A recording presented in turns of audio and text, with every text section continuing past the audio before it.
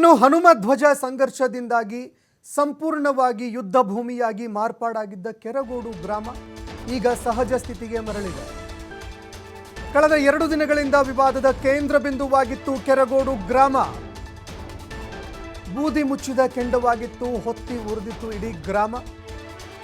ಇನ್ನು ಧ್ವಜಸ್ತಂಭದ ಬಳಿಯಲ್ಲಿ ಪೊಲೀಸರ ಭದ್ರತೆ ಕೂಡ ಮುಂದುವರಿತಾ ಇದೆ. ಬ್ಯಾರಿಕೇಡ್ ಹಾಕಿ ಹೆಚ್ಚಿನ ಪೊಲೀಸರನ್ನ ನಿಯೋಜನೆ ಮಾಡಲಾಗಿದೆ. ಇನ್ನು ಇದೇ ಸ್ಥಳದಲ್ಲಿ 3 KSRP ತುಕಡಿಗಳು ಕೂಡ ಠಿಕಾಣಿ ಹೂಡಿದ್ದಾವೆ.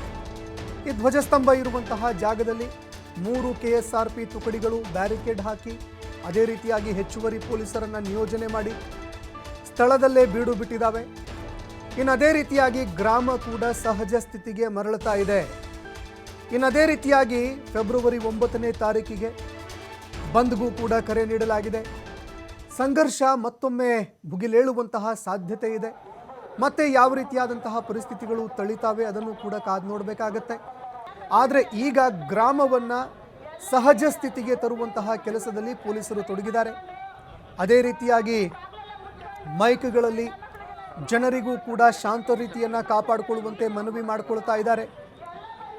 ಸೆಕ್ಷನ್ 144 ಜಾರಿಯಾಗಿರೋದ್ರಿಂದಾಗಿ ಯಾರೊಬ್ಬರು ಕೂಡ ಮನೆಯಿಂದ ಹೊರಬರಬಾರ್ದು, ಅದೇ ರೀತಿಯಾಗಿ ಗುಂಪುಗಳಲ್ಲಿ ಯಾರೊಬ್ಬರು ತಿರುಗಾಡಬಾರ್ದು ಅಂತ ಮನವಿ ಕೂಡ ಮಾಡಿಕೊಳ್ಳಲಾಗ್ತಾ ಇದೆ.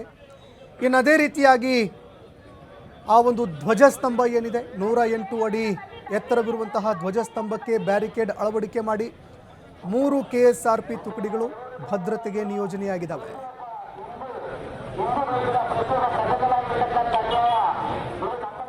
ಈ ಬಗ್ಗೆ ಮತ್ತಷ್ಟು ಮಾಹಿತಿ ಕೊಡ್ತಾ ಹೋಗ್ತಾರೆ ಪ್ರತಿನಿಧಿ ಶಶಿಕುಮಾರ್ ದೊಡ್ಡಯ್ಯ ಫೋನ್ ಸಂಪರ್ಕದಲ್ಲಿ ಜಾಯ್ನ್ ಆಗಿದ್ದಾರೆ.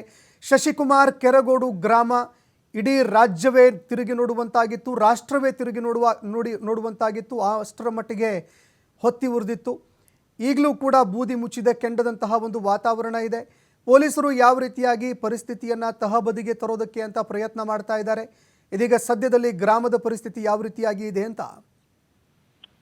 ಸಂತೋಷ್ ರಾಥೋಡ್, ಏನು ಕಳೆದ 2 ದಿನಗಳಿಂದ ಒಂದು ರೀತಿ ಉದ್ರಿಕ್ತಗೊಂಡಿದ್ದಂತ ಕೆರಗೋಡು ಗ್ರಾಮ ಇದೀಗ ಸಹಜ ಸ್ಥಿತಿ ಅಂತ ಮರಳ್ತಾ ಇರ್ತಕ್ಕಂಥದ್ದು. ಯಾಕಂತ ಹೇಳಿದ್ರೆ ಅಲ್ಲಿರ್ತಕ್ಕಂಥ ಕೆರಗೋಡು ಗ್ರಾಮದಲ್ಲಿ ಹಾಕಿದ್ದಂತ 108 ಅಡಿ ಧ್ವಜಸ್ತಂಭದಲ್ಲಿ ಏನು ಹನುಮ ಧ್ವಜವನ್ನ ಹಾಕಲಾಗಿತ್ತು, ಅದನ್ನ ಏಕಾಏಕಿ ಜಿಲ್ಲಾಡಳಿತ ಏನು ತೆರವು ಮಾಡಿದ್ದನ್ನ ಖಂಡಿಸಿ ಸಾಕಷ್ಟು ಒಂದು ಆಕ್ರೋಶ ಭುಗಿಲೆದ್ದಿತ್ತು.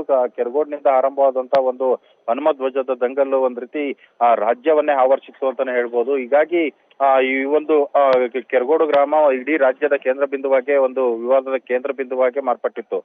ಇದೀಗ ನಿನ್ನೆ ಏನು ಒಂದಷ್ಟು ಪಾದಯಾತ್ರೆ ಮುಖಾಂತರವಾಗಿ ಬೃಹತ್ ಪ್ರತಿಭಟನೆಯನ್ನ ಮಾಡ್ಲಾಗ್ತೋ, ಅದಾದ ನಂತರದಲ್ಲಿ ಇದೀಗ ಸಹಜ ಸ್ಥಿತಿ ಅಂತ ಕೂಡ ಮರಳಿರ್ತಕ್ಕಂಥದ್ದು. ಅಂದ್ರೆ ಮುಂಜಾಗ್ರತಾ ಕ್ರಮವಾಗಿ ಈಗಾಗಲೇ ಏನು ಕಳೆದ 2 ದಿನಗಳಿಂದಲೂ ಕೂಡ 144 ಸೆಕ್ಷನ್ ಅನ್ನ ಗ್ರಾಮದಲ್ಲಿ ನಿಷೇಧಾಜ್ಞೆ ಜಾರಿಯನ್ನ ಮಾಡಿರ್ತಕ್ಕಂಥದ್ದು. ಯಾವುದೇ ತರಹದ ಅಹಿತಕರ ಘಟನೆಗಳು ಕೂಡ ನಡೀಬಾರ್ದು ಅಂತೇಳಿ ಮುಂಜಾಗ್ರತಾ ಕ್ರಮವಾಗಿ ಪೊಲೀಸ್ ಬಂದೋಬಸ್ತ್ ಅನ್ನು ಕೂಡ ಮುಂದುವರಿಸಿರ್ತಕ್ಕಂಥದ್ದು. ಏನು ವಿವಾದಿತ ಕೇಂದ್ರ ಏನಿದೆ ಧ್ವಜಸ್ತಂಭದ ಸುತ್ತಲೂ ಕೂಡ ಬ್ಯಾರಿಕೇಡ್ ಗಳನ್ನ ಅಳವಡಿಸಿರ್ತಕ್ಕಂಥದ್ದು, ಜೊತೆಗೆ CC ಕ್ಯಾಮ್ರಾಗಳನ್ನು ಕೂಡ ಹಾಕಿರ್ತಕ್ಕಂಥದ್ದು.